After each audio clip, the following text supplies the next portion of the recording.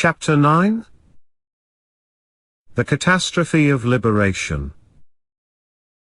Positive thinking and its neo-positivist philosophy counteract the historical content of rationality. This content is never an extraneous factor or meaning which can or cannot be included in the analysis. It enters into conceptual thought as constitutive factor and determines the validity of its concepts. To the degree to which the established society is irrational, the analysis in terms of historical rationality introduces into the concept the negative element, critique, contradiction, and transcendence. This element cannot be assimilated with the positive. It changes the concept in its entirety, in its intent and validity.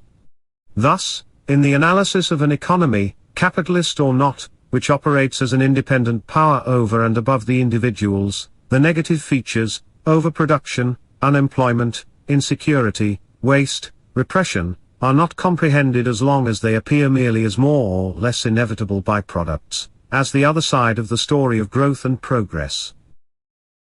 True, a totalitarian administration may promote the efficient exploitation of resources. The nuclear military establishment may provide millions of jobs through enormous purchasing power. Toil and ulcers may be the byproduct of the acquisition of wealth and responsibility. Deadly blunders and crimes on the part of the leaders may be merely the way of life. One is willing to admit economic and political madness, and one buys it. But this sort of knowledge of the other side is part and parcel of the solidification of the state of affairs, of the grand unification of opposites which counteracts qualitative change, because it pertains to a thoroughly hopeless or thoroughly preconditioned existence that has made its home in a world where even the irrational is reason. The tolerance of positive thinking is enforced, tolerance enforced not by any terroristic agency but by the overwhelming, anonymous power and efficiency of the technological society. As such it permeates the general consciousness, and the consciousness of the critic. The absorption of the negative by the positive is validated in the daily experience, which obfuscates the distinction between rational appearance and irrational reality. Here are some banal examples of this harmonization. 1. I ride in a new automobile.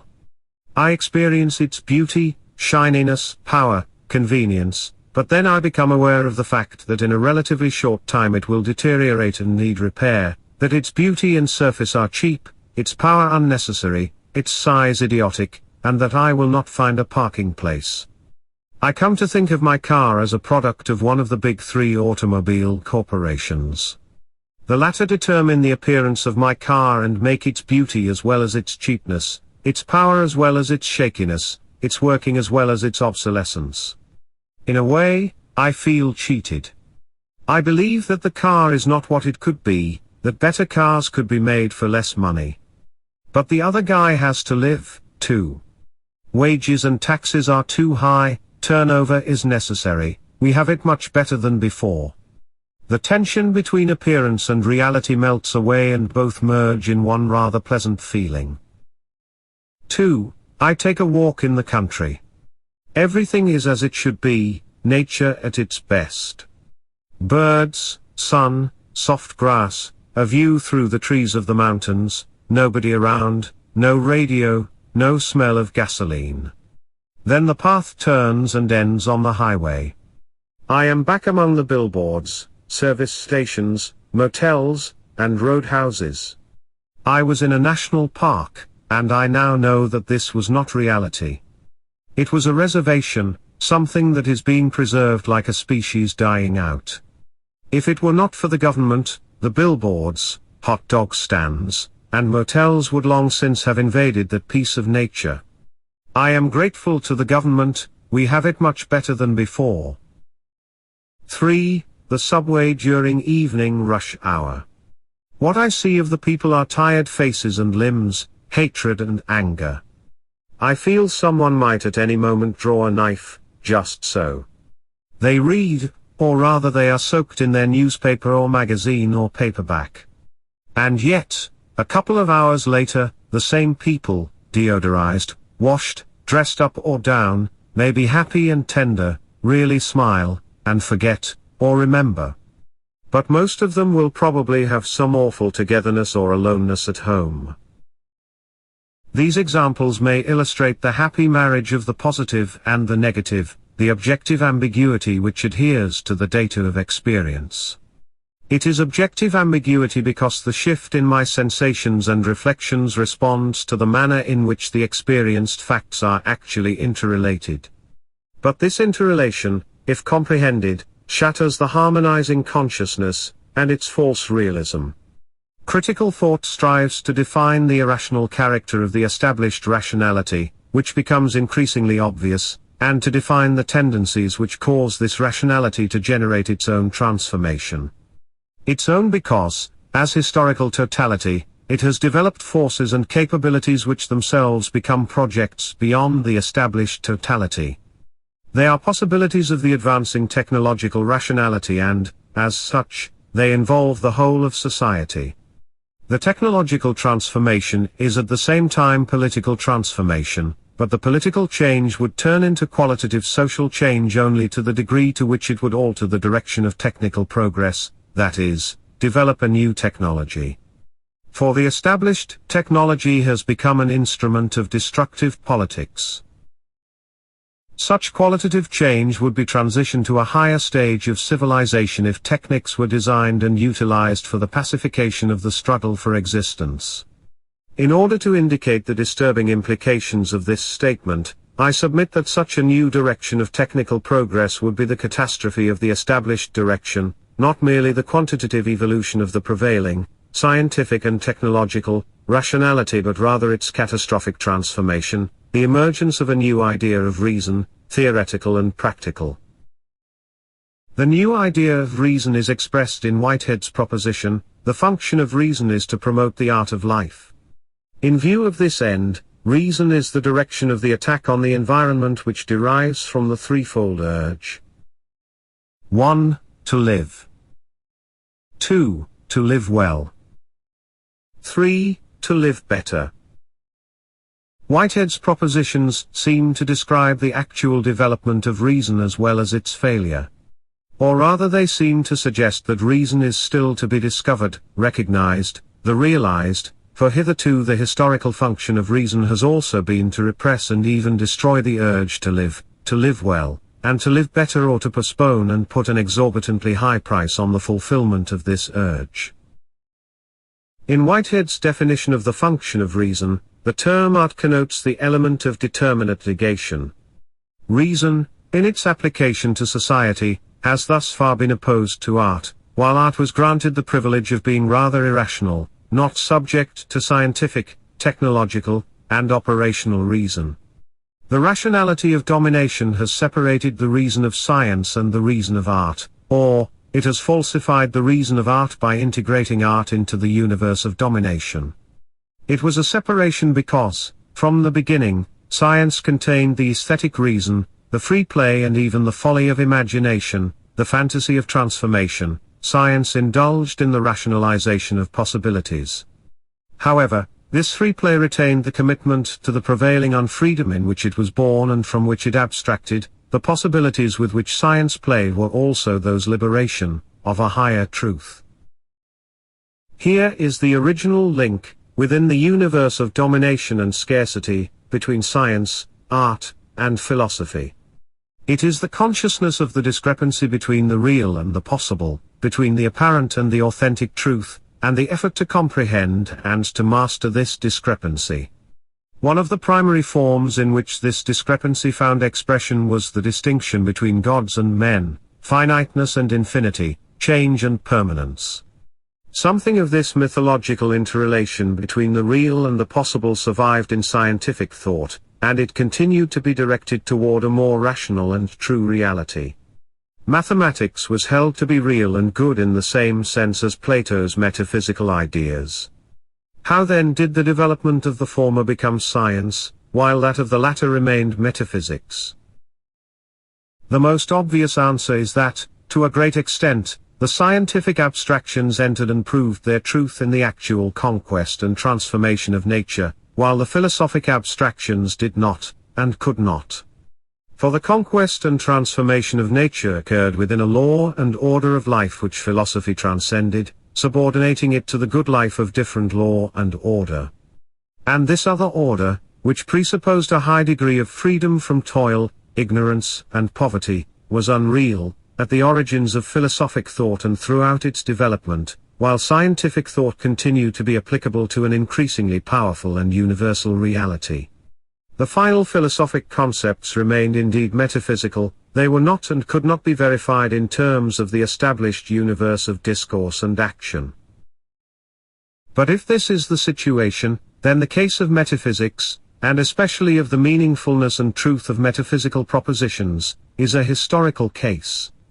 That is, historical rather than purely epistemological conditions determine the truth, the cognitive value of such propositions. Like all propositions that claim truth, they must be verifiable, they must stay within the universe of possible experience. This universe is never coextensive with the established one but extends to the limits of the world which can be created by transforming the established one, with the means which the latter has provided or withheld. The range of verifiability in this sense grows in the course of history.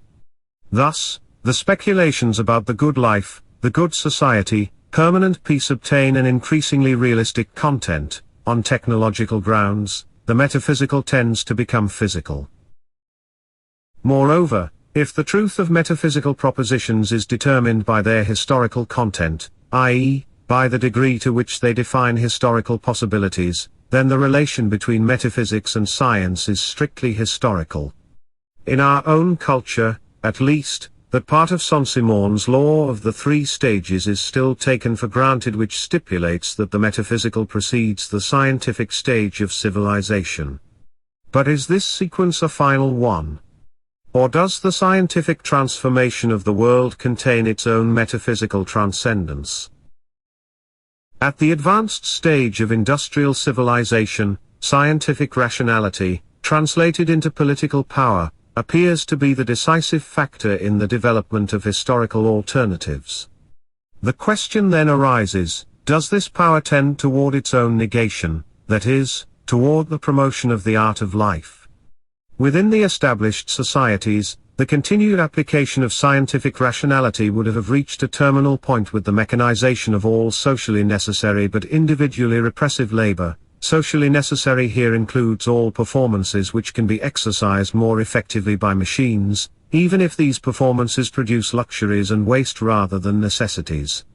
But this stage would also be the end and limit of the scientific rationality in its established structure and direction. Further progress would mean the turn of quantity into quality.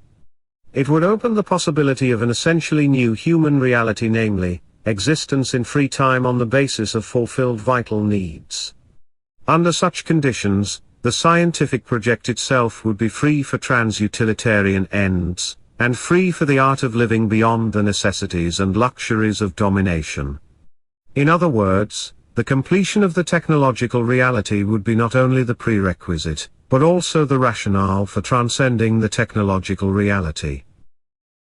This would mean reversal of the traditional relationship between science and metaphysics. The ideas defining reality in terms other than those of the exact or behavioral sciences would lose their metaphysical or emotive character as a result of the scientific transformation of the world. The scientific concepts could project and define the possible realities of a free and pacified existence. The elaboration of such concepts would mean more than the evolution of the prevailing sciences. It would involve the scientific rationality as a whole, which has thus far been committed to an unfree existence, and would mean a new idea of science, of reason. If the completion of the technological project involves a break with the prevailing technological rationality, the break in turn depends on the continued existence of the technical base itself.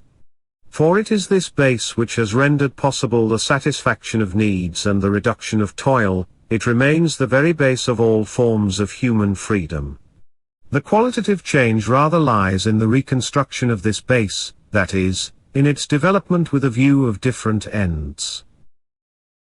I have stressed that this does not mean the revival of values, spiritual or other, which are to supplement the scientific and technological transformation of man and nature.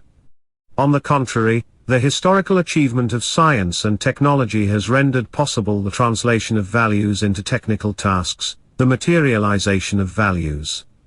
Consequently, what is at stake is the redefinition of values in technical terms, as elements in the technological process. The new ends, as technical ends, would then operate in the project, and in the construction of the machinery, and not only in its utilization. Moreover, the new ends might assert themselves even in the construction of scientific hypotheses, in pure scientific theory. From the quantification of secondary qualities, science would proceed to the quantification of values. For example, what is calculable is the minimum of labor with which, and the extent to which, the vital needs of all members of a society could be satisfied, provided the available resources were used for this end, without being restricted by other interest, and without impeding the accumulation of capital necessary for the development of the respective society. In other words, quantifiable is the available range of freedom from want. Or, calculable is the degree to which, under the same conditions, care could be provided for the ill, the infirm, and the aged, that is, quantifiable is the possible reduction of anxiety, the possible freedom from fear. The obstacles that stand in the way of materialization are definable political obstacles. Industrial civilization has reached the point where, with respect to the aspirations of man for a human existence, the scientific abstraction from final causes becomes obsolete in science's own terms. Science itself has rendered it possible to make final causes the proper domain of science. Society. Per une élévation et un élargissement du domaine technique, d'ultramettre leur place, comme technique, les problèmes de finalité, considérés tôt comme éthiques et parfois comme religieux. L'enhancement des techniques sacralise les problèmes de finalité et a servi l'homme au respect de fin qu'ils se représentaient comme des absolus. Through a raising and enlarging of the technical sphere, must treat as technical problems, questions of finality considered wrongly as ethical and sometimes religious. The incompleteness of techniques makes a fetish of problems of finality and enslaves man to ends which he thinks of as absolutes. Under this aspect, neutral scientific method and technology become the science and technology of a historical phase which is being surpassed by its own achievements, which has reached its determinate negation. Instead of being separated from science and scientific method, and left to subjective preference and irrational, transcendental sanction, formerly metaphysical ideas of liberation may become the proper object of science. But this development confronts science with the unpleasant task of becoming politico, of recognizing scientific consciousness as political consciousness, and the scientific enterprise as political enterprise. For the transformation of values into needs, of final causes into technical possibilities is a new stage in the conquest of oppressive, unmastered forces in society as well as in nature. It is an act of liberation. L'homme se libère de sa situation d'être asservi par la finalité du tout en apprenant à faire de la finalité, à organiser un tout finalise qu'il juge apprécie, pour n'avoir pas à subir passivement une intégration de fait. L'homme dépasse l'asservissement en organisant consciemment la finalité. Man liberates himself from his situation of being subjected to the finality of everything by learning to create finality, to organize a finalized whole, which he judges and evaluates. Man overcomes enslavement by organizing consciously finality. However, in constituting themselves methodically as political enterprise, science and technology would pass beyond the stage at which they were, because of their neutrality, subjected to politics and against their intent functioning, as political instrumentalities. For the technological redefinition, and the technical mastery of final causes is the construction, development, and utilization of resources, material and intellectual, free from all particular interests which impede the satisfaction of human needs and the evolution of human faculties. In other words, it is the rational enterprise of man as man, of mankind. Technology thus may provide the historical correction of the premature identification of reason and freedom, according to which man can become and remain free in the progress of self-perpetuating productivity on the basis of oppression. To the extent to which technology has developed on this basis, the correction can never be the result of technical progress per se. It involves a political reversal. Industrial society possesses the instrumentalities for transforming the metaphysical into the physical, the inner into the outer, the adventures of the mind into adventures of technology. The terrible phrases, and realities of, engineers of the soul, head shrinkers, scientific management, science of consumption, epitomize, in a miserable form, the progressing rationalization of the irrational, of the spiritual, the denial of the idealistic culture. But the consummation of technological rationality, while translating ideology into reality, would also transcend the materialistic antithesis to this culture. For the translation of values into needs is the twofold process of 1. Material satisfaction, materialization of freedom, and 2. The free development of needs on the basis of satisfaction, non-repressive sublimation. In this process, the relation between the material and intellectual faculties and needs undergoes a fundamental change. The free play of thought and imagination assumes a rational and directing function in the realization of a pacified existence of man and nature.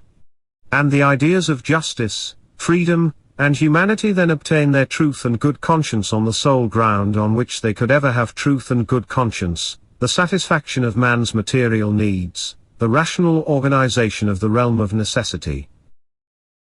Pacified existence.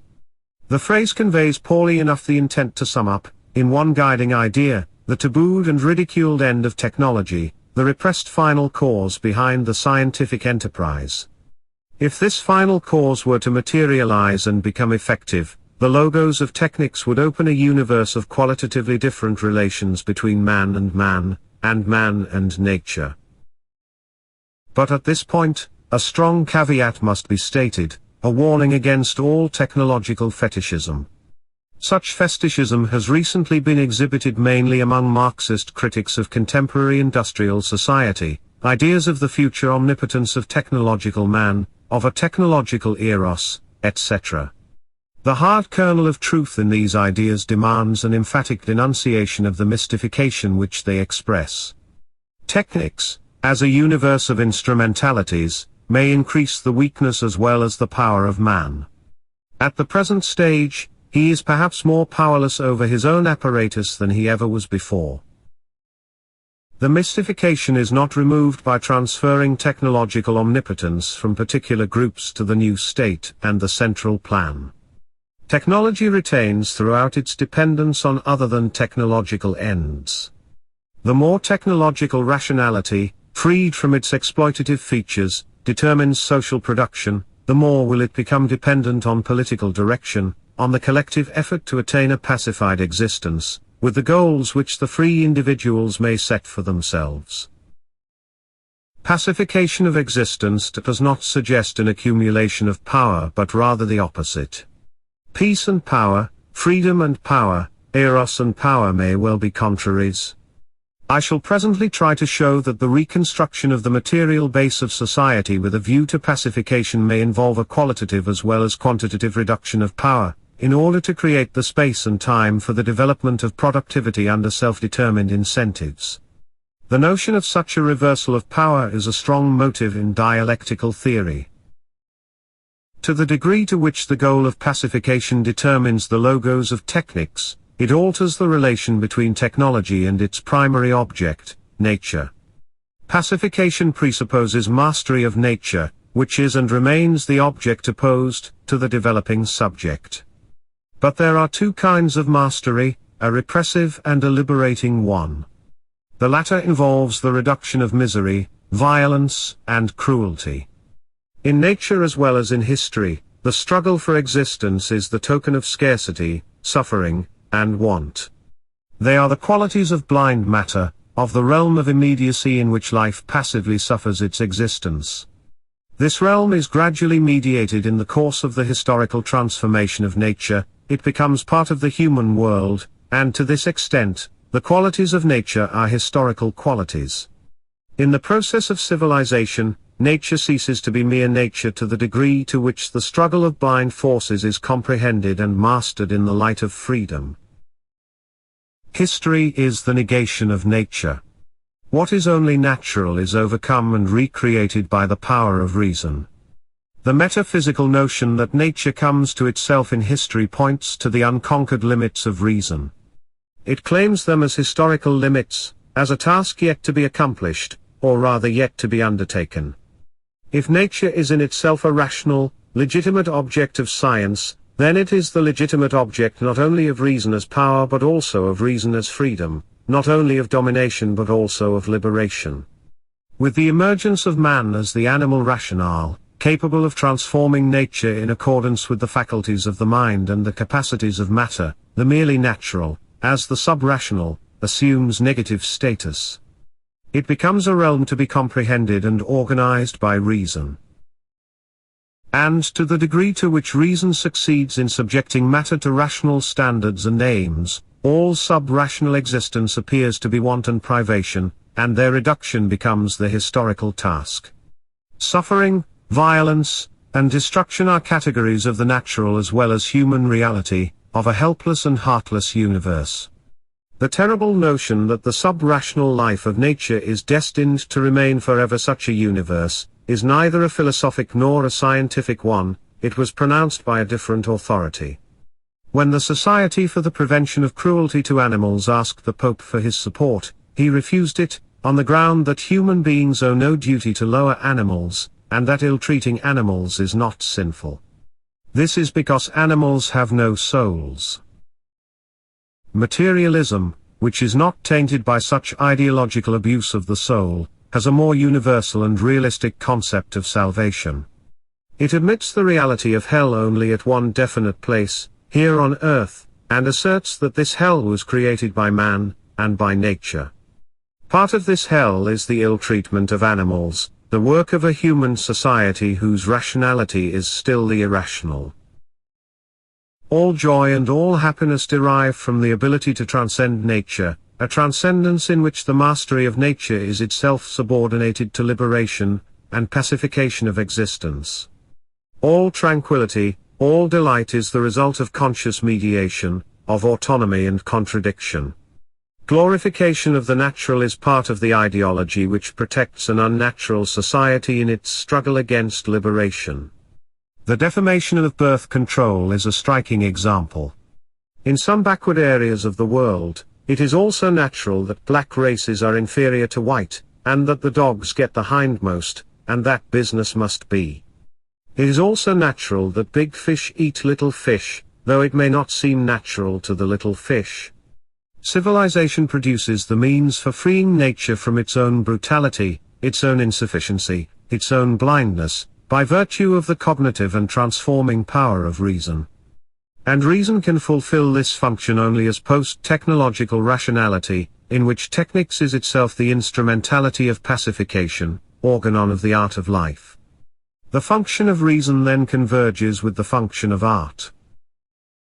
The Greek notion of the affinity between art and technics may serve as a preliminary illustration. The artist possesses the ideas which, as final causes, guide the construction of certain things just as the engineer possesses the ideas which guide, as final causes, the construction of a machine. For example, the idea of an abode for human beings determines the architect's construction of a house, the idea of wholesale nuclear explosion determines the construction of the apparatus which is to serve this purpose. Emphasis on the essential relation between art and techniques points up the specific rationality of art. Like technology, art creates another universe of thought and practice against and within the existing one. But in contrast to the technical universe, the artistic universe is one of illusion, semblance, shine. However, this semblance is resemblance to a reality which exists as the threat and promise of the established one. In various forms of mask and silence, the artistic universe is organized by the images of a life without fear, in mask and silence because art is without power to bring about this life, and even without power to represent it adequately.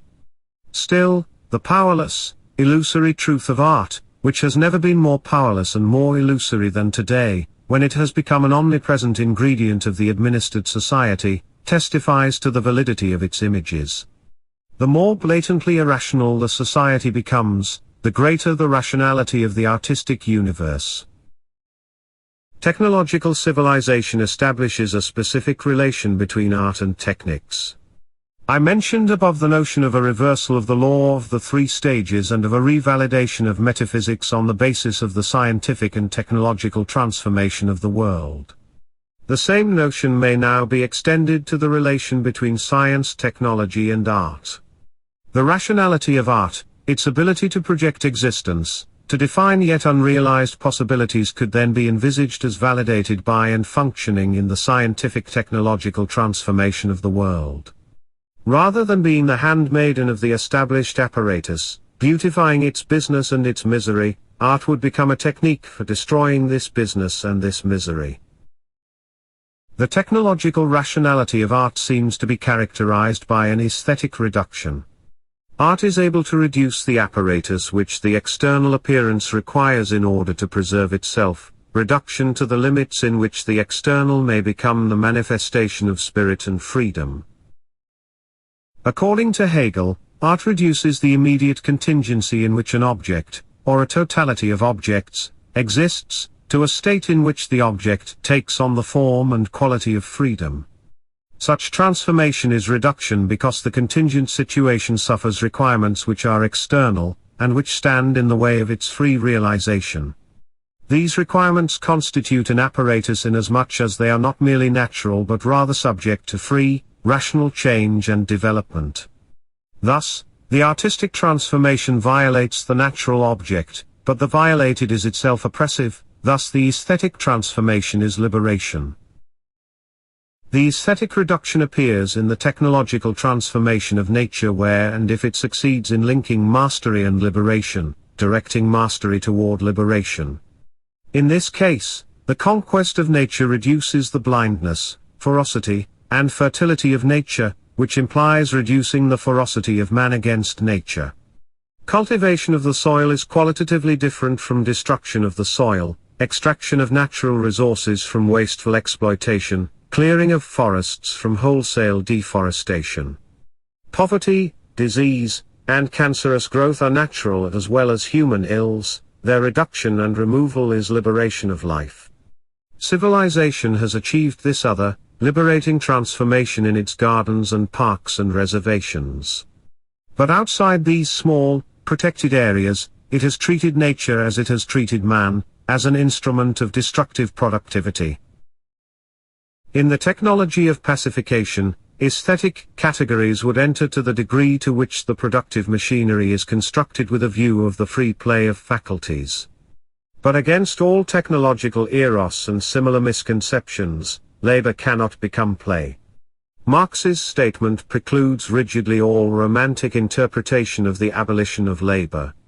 The idea of such a millennium is as ideological in advanced industrial civilization as it was in the Middle Ages, and perhaps even more so.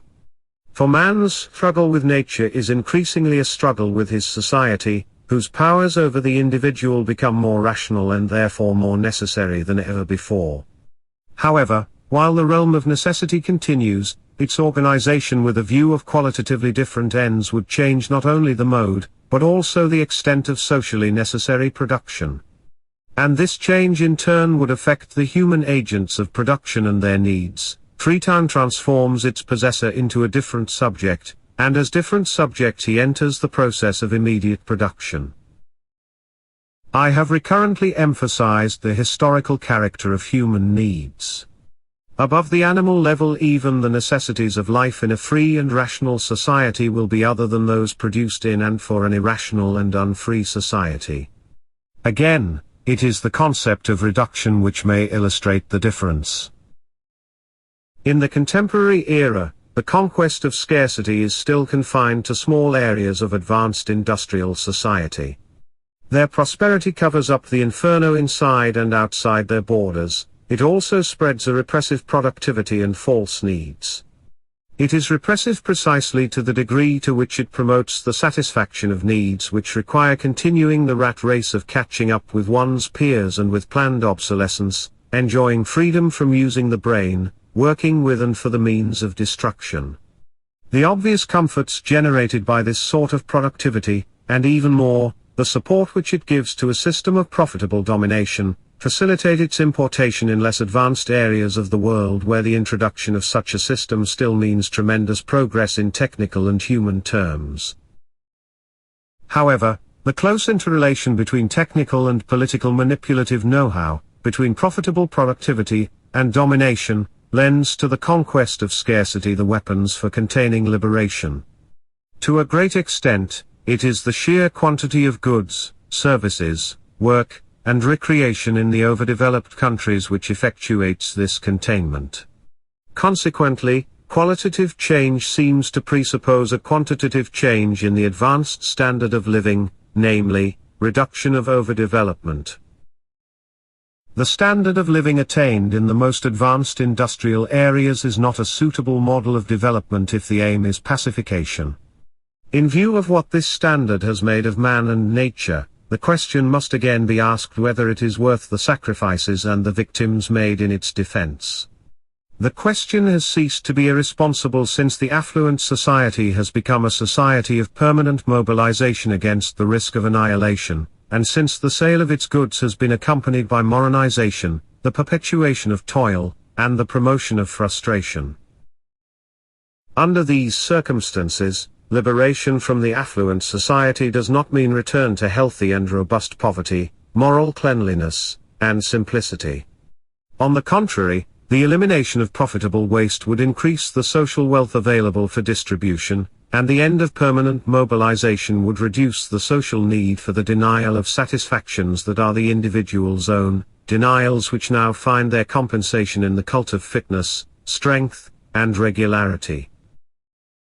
Today, in the prosperous warfare and welfare state, the human qualities of a pacified existence, semi-social and unpatriotic qualities such as the refusal of all toughness, togetherness, and brutality, disobedience to the tyranny of the majority, profession of fear and weakness, the most rational reaction to this society, a sensitive intelligence sickened by that which is being perpetrated, the commitment to the feeble and ridiculed actions of protest and refusal. These expressions of humanity, too, will be marred by necessary compromise, by the need to cover oneself, to be capable of cheating the cheaters, and to live and think in spite of them. In the totalitarian society, the human attitudes tend to become escapist attitudes. To follow Samuel Beckett's advice, don't wait to be hunted to hide. Even such personal withdrawal of mental and physical energy from socially required activities and attitudes is today possible only for a few. It is only an inconsequential aspect of the redirection of energy which must precede pacification. Beyond the personal realm, self-determination presupposes free available energy which is not expended in superimposed material and intellectual labor. It must be free energy also in the sense that it is not channeled into the handling of goods and services which satisfy the individual, while rendering him incapable of achieving an existence of his own, unable to grasp the possibilities which are repelled by his satisfaction. Comfort, business, and job security in a society which prepares itself for and against nuclear destruction may serve as a universal example of enslaving contentment. Liberation of energy from the performances required to sustain destructive prosperity means decreasing the high standard of servitude in order to enable the individuals to develop that rationality which may render possible a pacified existence. A new standard of living, adapted to the pacification of existence, also presupposes reduction in the future population. It is understandable, even reasonable, that industrial civilization considers legitimate the slaughter of millions of people in war, and the daily sacrifices of all those who have no adequate care and protection, but discovers its moral and religious scruples if it is the question of avoiding the production of more life in a society which is still geared to the planned annihilation of life in the national interest, and to the unplanned deprivation of life on behalf of private interests. These moral scruples are understandable and reasonable because such a society needs an ever-increasing number of customers and supporters, the constantly regenerated excess capacity must be managed. However, the requirements of profitable mass production are not necessarily identical with those of mankind. The problem is not only, and perhaps not even primarily, that of adequately feeding and caring for the growing population, it is first a problem of number, of mere quantity. There is more than poetic license in the indictment which Stefan George pronounced half a century ago, schon euret Sal ist Frevel. The crime is that of a society in which the growing population aggravates the struggle for existence in the face of its possible alleviation. The drive for more living space operates not only in international aggressiveness but also within the nation. Here, expansion has, in all forms of teamwork, community life, and fun, invaded the inner space of privacy and practically eliminated the possibility of that isolation in which the individual, thrown back on himself alone, can think and question and find. This sort of privacy, the sole condition that, on the basis of satisfied vital needs, can give meaning to freedom and independence of thought, has long since become the most expensive commodity, available only to the very rich, who don't use it. In this respect, too, culture reveals its feudal origins and limitations.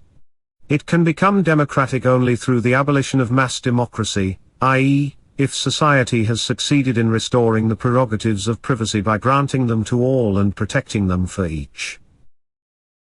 To the denial of freedom, even of the possibility of freedom, corresponds the granting of liberties where they strengthen the repression. The degree to which the population is allowed to break the peace wherever there still is peace and silence, to be ugly and to uglify things, to ooze familiarity, to offend against good form is frightening. It is frightening because it expresses the lawful and even organized effort to reject the other in his own right, to prevent autonomy even in a small, reserved sphere of existence. In the overdeveloped countries, an ever larger part of the population becomes one huge captive audience captured not by a totalitarian regime but by the liberties of the citizens whose media of amusement and elevation compel the other to partake of their sounds, sights and smells. Can a society which is incapable of protecting individual privacy even within one's four walls rightfully claim that it respects the individual, and that it is a free society? To be sure, a free society is defined by more, and by more fundamental achievements, than private autonomy. And yet, the absence of the latter vitiates even the most conspicuous institutions of economic and political freedom, by denying freedom at its hidden roots. Massive socialization begins at home and arrests the development of consciousness and conscience. The attainment of autonomy demands conditions in which the repressed dimensions of experience can come to life again. Their liberation demands repression of the heteronomous needs and satisfactions which organize life in this society. The more they have become the individual's own needs and satisfactions, the more would their repression appear to be an all but fatal deprivation. But precisely by virtue of this fatal character, it may create the primary subjective prerequisite for qualitative change, namely, the redefinition of needs. To take an, unfortunately fantastic, example, the mere absence of all advertising and of all indoctrinating media of information and entertainment would plunge the individual into a traumatic void where he would have the chance to wonder and to think, to know himself, or rather the negative of himself, and his society. Deprived of his false fathers, leaders, friends, and representatives, he would have to learn his ABCs again. But the words and sentences which he would form might come out very differently, and so might his aspirations and fears. To be sure, such a situation would be an unbearable nightmare. While the people can support the continuous creation of nuclear weapons, radioactive fallout, and questionable foodstuffs, they cannot, for this very reason, tolerate being deprived of the entertainment and education which make them capable of reproducing the arrangements for their defense and/or destruction. The non-functioning of television, and the allied media might thus begin to achieve what the inherent contradictions of capitalism did not achieve, the disintegration of the system. The creation of repressive needs has long since become part of socially necessary labor, necessary in the sense that without it, the established mode of production could not be sustained. Neither problems of psychology nor of aesthetics are at stake, but the material base of domination.